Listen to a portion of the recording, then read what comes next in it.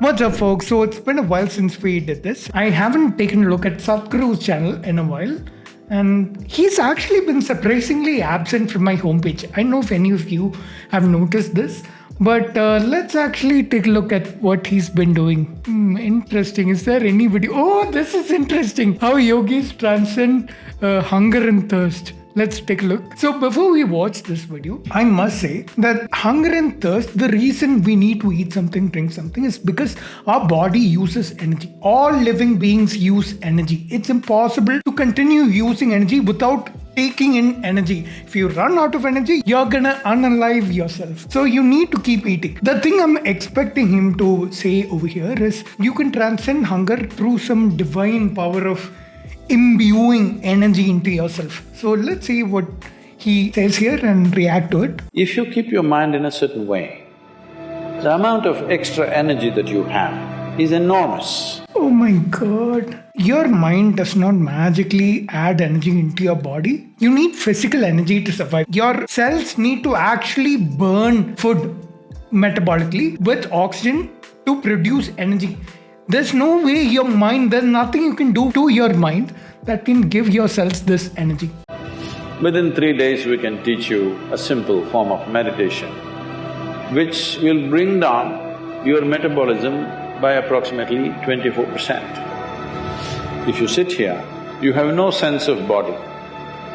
It is from this that a I'm curious as to what he's going to say. yogi is sitting.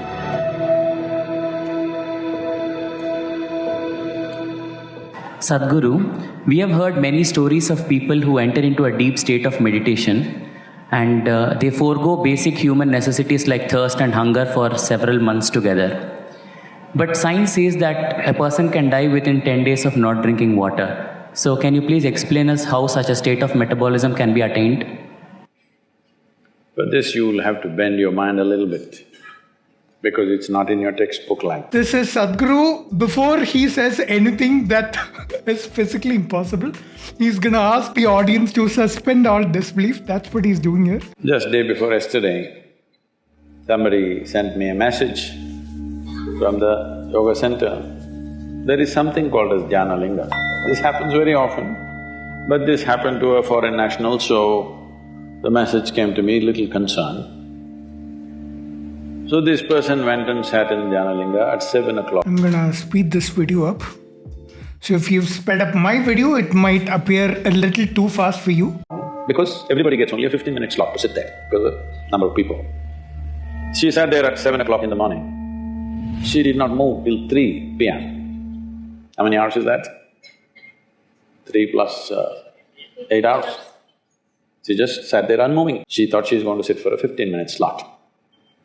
So they sent a message to me, Sadhguru, like this, she's not moved, should we disturb her? I said, leave her alone, it's okay. Like this it happens. Once it happened, I sat down, way back. I thought, this was new to me also at that time. I thought I'm going to, I sat there. Isn't this Bangalore Coven Park? I'm not sure. Someone let me know in the comments. 30 minutes. When I opened my eyes, a huge crowd in front of me in a village, garlands around my neck, they're all trying to pull my legs, in India. India being what it is. And the moment I open my eyes, somebody wants to know about his business, somebody wants to know when his daughters will get married, all kinds of things. Then I said, where did all you idiots come from? Okay, Sadhguru, just answer the question, don't go around in circles. I've been sitting here for 13 days.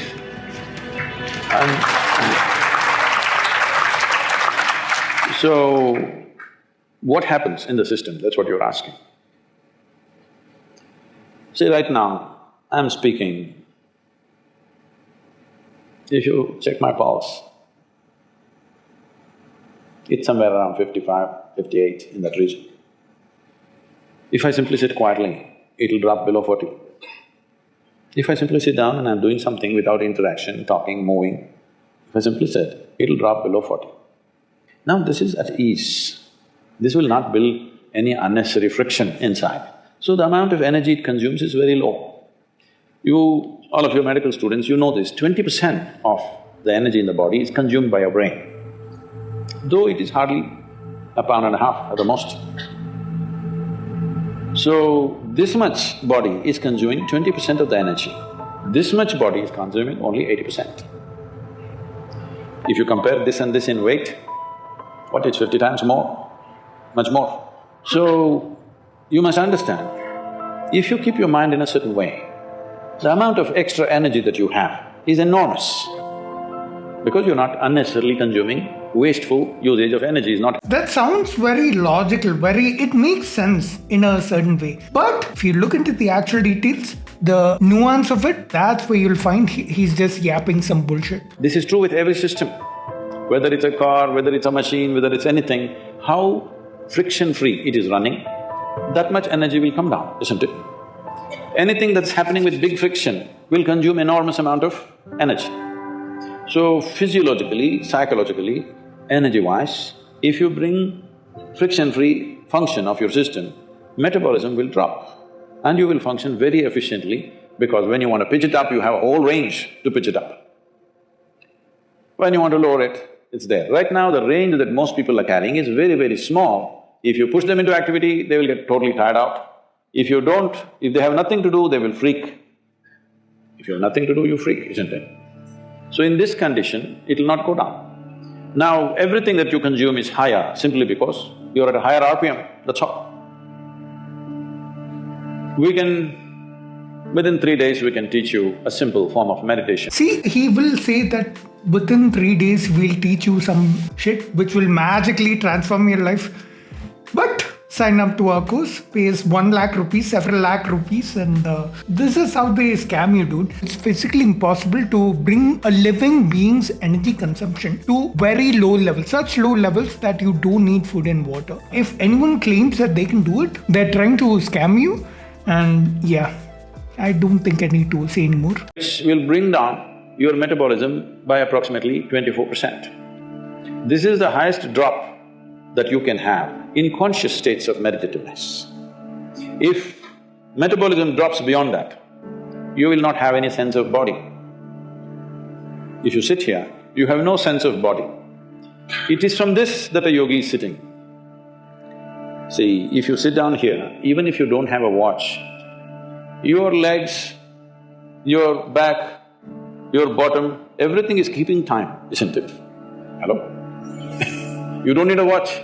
If you sit here for 3 hours, you know you need to get up. My despisement, is that word, of Sadhguru is probably plainly obvious, but I've made many criticisms on him, and I've told you exactly what I despise about him, and I've said that in multiple videos. For those of you who are fans of this person, you will find my demeanor as someone who is being plainly hateful, but this is a man who, in my opinion, has brought down the IQ of the nation, the average IQ of the nation, by so much that it's not even funny. If you still listen to him, especially if you're science qualified, I have a meme for you in my Instagram page. Maybe I'll put it up here on the screen for you all to see. But yeah, man, he's fooling you. That's all I can say. Like, anyone who is mildly science educated can tell you that he's just saying stuff right out of his you-know-what. Sitting for hours or days because there is no sense of body. Why there is no sense of body is not only because of drop in metabolism, it is also the intensity of your energy, which is not biological energy. Another dimension of energy is fully intense. Once it pervades the entire body, you have no sense of body. If I go into a program 10 hours, 12 hours, I am the only one continuously drinking water, but I am the only one who will not go to the restroom. I am the only one who will not take a break. Everybody, every 2 hours, they take a break and come back. Simply because how identified you are with your physiological process determines these things to start with. But there is also sadhana, there is also certain work to be done with your system. So everybody may not be willing to do that level of sadhana, but everybody must do some sadhana. Something so that what you wish to do, you can do effectively. Whatever it is in your life you wish to do, you must be able to do it as well as you can. What the hell you do is not my concern. I don't think we need to watch this anymore. I don't think he's saying anymore. We got the gist of what he's trying to say. But this is what he does. To the average person who may not be skeptically watching and listening to the exact words he's saying, the exact point he's trying to make, he might seem like he's speaking logically, but if you look at the details of what he's saying and the nuance of what he's saying, that's where you'll be able to pick out exactly why what he's saying is problematic. To the untrained person, to the unskeptical person, they can easily be scammed by what he's saying. And this is how he's gonna do it. I hope this video, I'm sorry, I've been shaking my screen a bit. Sorry about that. I hope this video has been useful. I will see you in the next one.